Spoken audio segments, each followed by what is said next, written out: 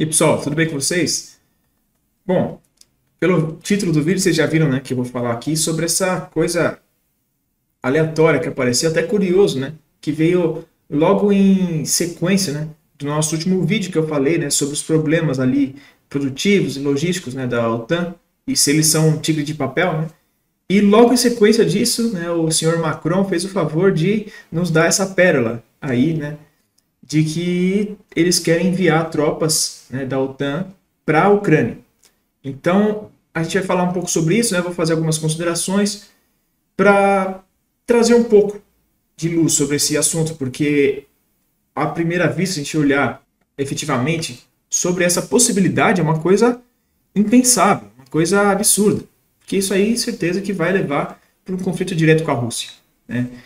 Mas então, vamos com calma que a gente vai. Eu quero conversar algumas coisinhas aqui com você antes, para a gente tirar alguma noção disso aqui, né? Antes de eu falar sobre esse fato agora, dessas declarações, eu queria lembrar algumas coisas com vocês e conversar outras.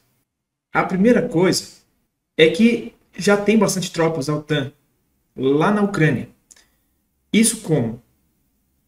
Por um lado, através daquelas legiões de voluntários, entre aspas, né? Mas também a gente tem vários indícios, né, de que existem tropas oficiais da OTAN lá em terra. Tá? Isso desde antes de 2022, né, de começar a invasão russa. Né? A gente já tinha, por exemplo, 600 militares britânicos, né, ali para... Eu esqueci o termo agora, por isso que eu dei um branco, mas para treinar as tropas ucranianas. Quando começou a guerra, eles não saíram de lá. Né? E na realidade tem muito mais do que esses. Né? A gente já tinha ali até a própria Ucrânia, né, e a própria CIA também revelou, né, saiu essa semana no New York Times, que eles tinham laboratórios, né, militares para estudos de armas químicas e biológicas nesse sentido. Tinham 12 lá na Ucrânia e com certeza tinham militares americanos lá também, provavelmente. Né? Se tinha pessoal da CIA. Né? Então, tanto pela via oficial, tem esses voluntários, que muitos eles são combatentes, que pedem baixa do serviço ativo para ir para lá, embora a gente sabe que na prática é muito provável que tá como soldado oficial, eles só falam, não, vamos tirar aqui do serviço, do nome aqui, mas você tá aqui, gente, eles devem pagar salário ainda, esse tipo de coisa. Na realidade, na vida real, é assim que funciona, tá? Não é só nesse caso, tá? Em muitos casos. É comum acontecer isso, por exemplo, na Guerra da Coreia, por exemplo, a aviação norte-coreana, em parte, era pilotos soviéticos, tá? Com identificação coreana, ou chinesa também, eles fizeram pelos dois. Com identificação chinesa, com uniforme chinês, mas era soviético. Tá? Então, na prática, se pegar, não era soviético, mas era né? E existem até suposições de que brasileiros fizeram isso também pela Líbia, na guerra Líbia-Egito, lá em 79, se eu não estou enganado. Tá? Existe uma possibilidade disso. Então, isso é uma coisa convencional, acontece frequentemente. Então, não seria nenhuma surpresa se acontecesse isso efetivamente. Tá? E também, como eu falei, tem esses militares que estão lá secretamente, vamos dizer assim. Né? Então, já tem tropas lutando lá. E os russos também sabem disso. Tanto que, para quem vai se lembrar, ali mais ou menos pro começo da guerra, tinham ondas e ondas de voluntários que vinham, né? Milhares de voluntários, e eles ficavam em centros de treinamento ali, próximos à fronteira oeste, né, da Ucrânia, especialmente na região de Lviv, né, Lvov, e aqueles pedaços ali. Né? E os russos souberam e bombardearam pesadamente, né? Especialmente uma ocasião específica, que mataram centenas de uma vez só, num centro de treinamento. E, se não me engano, tinha até brasileiro lá. Né? E depois disso, um monte voltou, falou, não tem condição, porque eles estavam muito longe da linha de frente. Falou, pô, aqui a gente está tranquilo. E se mesmo assim eles foram bombardeados, falou, não tem condição de lutar numa condição dessa. Então um monte saiu. Né? Mas, além disso, isso também inibiu muitos de irem. Tá? Não impediu, porque ainda tem gente indo para lá. Mas muitos dos que iriam deixaram de ir. Né? Por conta da dinâmica da guerra. Essa guerra não é uma guerra de palhaçadinha, como muitos pensam. é uma guerra absurda. Então, ninguém quer ir para a morte certa, né? Só um ou outro maluco ou que acha que é invencível que não vai morrer, né? Então, isso já é um ponto a ser levado em conta. Por que eu estou falando disso? A Ucrânia, embora vários vídeos aqui eu falo dos problemas deles, eles não é que eu falo que eles são tipo incompetentes ou imprestáveis. Na verdade, é muito pelo contrário. Até já fiz vídeos também falando dos pontos positivos, né? Como, por exemplo, as linhas defensivas que eles montam. Pô, eles são ótimos guerreiros, né? O problema maior, na minha opinião, são as lideranças, os comandos. Mas os guerreiros em si, eles são muito bons, tanto que eles estão dando trabalho para a Rússia. A Rússia não está avançando tranquilamente, embora esteja avançando, né? Tanto que eles estão optando pela abordagem mais cautelosa, eu diria, os russos, né? De realmente, eles estão bombardeando tudo para limpar, para depois avançar. Por quê? Porque se eles tentarem avançar, de qualquer jeito, eles tomam várias baixas, né? Como a gente viu em algumas ocasiões, né? Por isso que eles estão focando tanto no bombardeamento, tudo bem que é uma doutrina normal, mas por isso que eles estão seguindo essa parte, em vez de ir para tudo, para cima, né? Então, os ucranianos são bons combatentes. E, além disso, eles são um povo que tolera baixas, né? Eles aceitam pagar os custos de tal ação, né? Embora várias dessas ações foram, na minha opinião, equivocadas, como, por exemplo, manter Bakhmut, manter Mariupol, várias dessas que foram várias perdas desnecessárias para a Ucrânia. Mas isso aqui não vem ao caso. O ponto é, os europeus e os americanos, né, eles não têm essa resiliência, vamos dizer assim. Se eles começarem a ter muitas baixas, eles vão abrir as pernas, né? Então, é completamente inadequado esse pessoal para a guerra da Ucrânia. Porque a guerra da Ucrânia, para quem ainda não entendeu, é uma guerra de altíssima intensidade com atrito pesadíssimo.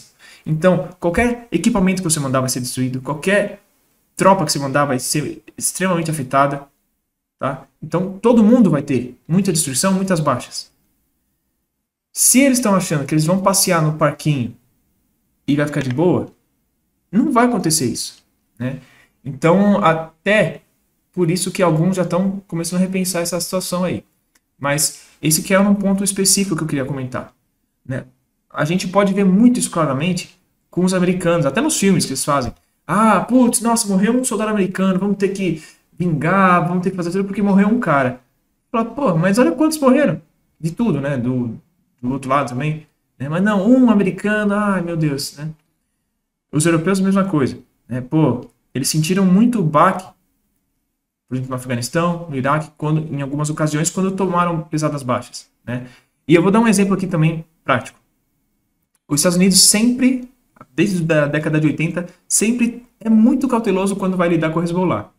Por quê? Em 83, se eu não estou enganado, eu não lembro ali qual foi a ocasião ali direitinho a história, mas eles bombardearam uma base dos fuzileiros navais ali, que eu não lembro se estava em Israel, acho que estava, não lembro direito, tá? Bombardearam ali e mataram tipo, uns 250 fuzileiros navais de uma vez só. Só nesse dia morreu mais gente do que em várias operações deles. Então, isso causou um impacto tremendo para os americanos. E eles também, por conta disso, nunca mais agiram tão incisivamente contra o Hezbollah. Então, isso aqui é um exemplo claro. E tipo assim, putz, eles não aguentam muitas baixas. Imagina mandar essas tropas para a Ucrânia, que pode morrer 100 por dia, 200 por dia, mais até. Eles vão conseguir aguentar? Eles não aguentaram direito no Afeganistão, que ficaram 20 anos para morrer um número X de tropas. Imagina na Ucrânia.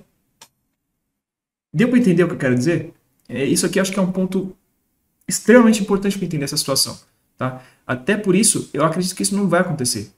Né? Porque, como eu estou falando, vários desses países europeus eles já estão falando, mano, não tem condição não de te mandar tropa. Olha esse negócio, não vai durar nada. Até porque não adianta, na situação que está lá na Ucrânia, não adianta você mandar 10 mil militares, 15 mil militares, 20 mil militares, né, uma divisão.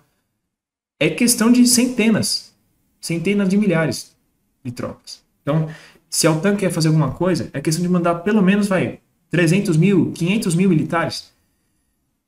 Eles não têm condição de fazer isso, mesmo se quisessem, e eles não fariam isso. E se fizessem isso, era praticamente declarar guerra já contra a Rússia, né? E aí, porque falta pouco também para isso. Mas aí seria efetivamente concretizar essa guerra. E aí a Rússia muda completamente o jogo. A Rússia, aí ela fica desmiolada da cabeça, né? Vamos dizer assim. Até agora eles estão administrando a situação ali, né? Eles batem, mas não batem com muita força para não chamar a OTAN e vai indo assim. Mas se a OTAN já estiver lá, fala, então agora vale tudo. E aí a gente vai descer a porrada mesmo. Aí até armamento nuclear não fica fora de questão. Porque com 500 mil militares na sua fronteira, você não vai falar que isso é uma ameaça à sua segurança? Aí é a hora que você... Principalmente os russos, né, que eles têm um grande arsenal nuclear, eles não vão ter problemas em usar ele, né? Então, assim, para isso, escalar para uma guerra total, uma guerra mundial e estourar tudo, é um pulo. Aí que está o problema, tá? E é até isso que vai levar para o próximo ponto que eu vou falar aqui. Então, apesar de ser surpreendente que veio do Macron essas declarações, né? Porque como eu já falei em vídeos há um tempinho atrás, a OTAN tem meio que duas facções principais e a que é mais pragmática, mais pé no chão, é liderada pela França e pela Alemanha. Hoje já não dá para falar isso mais, mas em geral é isso. E eles que estavam meio que falando, não, vamos de boa com a Rússia, vamos com calma, porque senão pode ficar ruim e tal, né? E por outro lado, a facção que é mais decisiva, que é mais confrontativa, é liderada pelos Estados Unidos e Inglaterra, mas também tem um apoio forte ali da Polônia e mais um ou outro ali, né? E, curiosamente, essa declaração de enviar tropas veio do Macron, que é o presidente francês. E, por incrível que pareça, justamente os membros da outra parte da OTAN, da outra facção, vamos dizer, como eu falo, né? Eles já falaram que não vão. Os Estados Unidos, Reino Unido, a Polônia, assim como vários outros países, né? Já falaram que não vão participar de nenhuma, não vão enviar tropa nenhuma, não vão fazer nenhuma intervenção na Ucrânia. Então, isso é muito estranho. Muito estranho. Vindo do nada, essa declaração do Macron, os outros falaram que não vão, sendo que eles sempre falam de confrontar, mas agora que é para a hora de confrontar eles não querem. É muito estranha essa situação, tá? E alguns poucos países que estão meio que alinhados ainda com a França, mas a maioria, Espanha, a Itália, a Alemanha, já falaram que também que não vão. Então, realmente é muito estranho. O que a gente pode extrair disso? Uma coisa, na verdade, né? Isso tudo pode ser retórica. Embora vários desses países falaram que não vão, pode ser que só estão falando e vão fazer diferente, né? Porque uma coisa é falar, outra coisa é fazer, né? Especialmente para esses países. Mas foi imediato, então eu acho que realmente eles não têm essa intenção, porque, como eu falei no passado, no outro ponto, eles sabem que se enviar vai desgraçar tudo. Então é melhor ficar na deles, né? E também porque eles já estão sentindo os custos da guerra, né? O peso da guerra, que não é pouco. Então já tá todo mundo já tipo sentindo o peso, eu falo, meu, acho que é melhor não ir por aí, né? Mas outro ponto, né? Qual que é o que a gente pode lidar?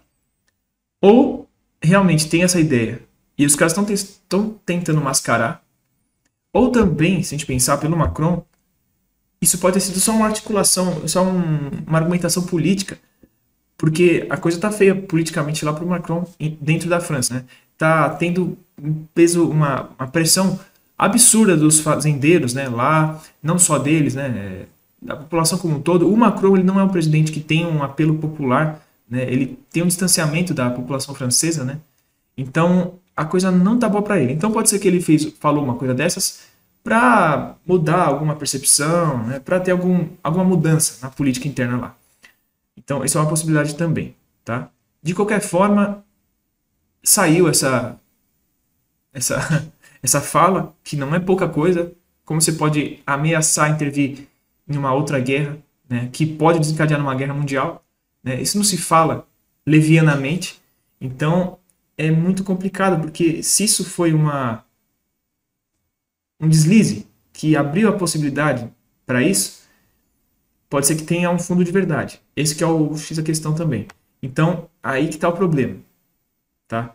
Mas a gente não sabe nada ainda quanto a isso, então a gente só sabe que tem essa possibilidade que o presidente falou e que a maioria dos países já caiu fora, né? Então, é o que a gente tem até hoje, tá? Mas ainda vale a pena, a gente tem que prestar atenção nisso, tá?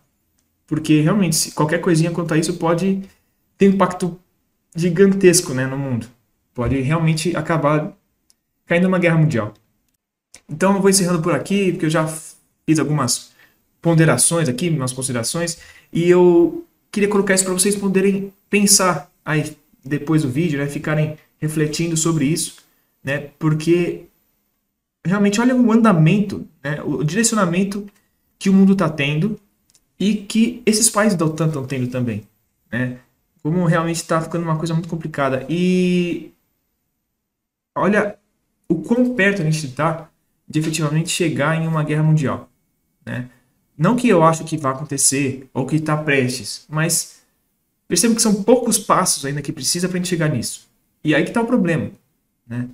Então, realmente a gente está num período muito conturbado e muito perigoso, tá? Mas eu queria que vocês refletissem sobre isso, né? Então, eu trouxe essas informações para vocês pensarem, né? Não precisa concordar com tudo que eu falei, né? Como eu sempre falo, se tiver alguma dúvida, qualquer coisa também, pesquisem aí, né? Mesmo que não concordarem com tudo, pesquisem mais, né? Não acreditem 100% só no que a gente fala aqui, né? Por mais que a gente fala até a nossa com honestidade, mas às vezes tem um deslize ou outro. Não estou falando desse canal aqui exclusivamente, estou falando de todos. Porque eu vejo muita gente assistindo outras coisas que a gente fica, meu Deus do céu, né? Mas é importante sempre pesquisar, estudar a fundo, ver se o que está sendo falado ali é verdade, ou se tem alguma outra abordagem, que às vezes você acaba se identificando mais com outra abordagem, né? Mas o ponto é que eu trouxe essas informações para vocês refletirem, para agregar, para vocês construírem suas próprias opiniões, tá? Essa é sempre a pegada aqui do canal, sempre é isso que eu prezo. Espero que esse vídeo tenha sido bom para vocês, né, que vocês possam ter extraído alguma coisa útil, né, que vocês possam ter aproveitado, né? E agradeço a todo mundo que assistiu até aqui. Então a palavra de hoje, para quem assistiu até aqui, para vocês deixarem nos comentários, a palavra de hoje é intervenção, tá? Então, por hoje é isso, pessoal. Agradeço mais uma vez, né, quem assistiu até aqui. Agradeço o apoio de sempre, né, do pessoal aí e dou as boas-vindas, né, para muita gente que chegou agora no canal, né, a partir do último vídeo. E para quem assistiu até aqui, gostou do vídeo, né, convido a assistir os outros vídeos do canal também, para quem está chegando agora. E é isso, né? Se você está aqui novo, né, se inscreve aqui no canal, né, ativa o sininho para não perder nenhum vídeo, né, deixa o like se você gostou do vídeo, né, se você gostou das informações, né, deixa nos comentários também alguma informação extra que você tiver, algum comentário, alguma sugestão, né, e compartilha esse vídeo com seus amigos, com quem você sabe que gosta desses assuntos, né, quem pode agregar alguma coisa para si com essas informações, né, para quem você tiver aí na cabeça, tá bom? Então, é isso por hoje. E espero vocês no próximo vídeo então, pessoal. Até mais.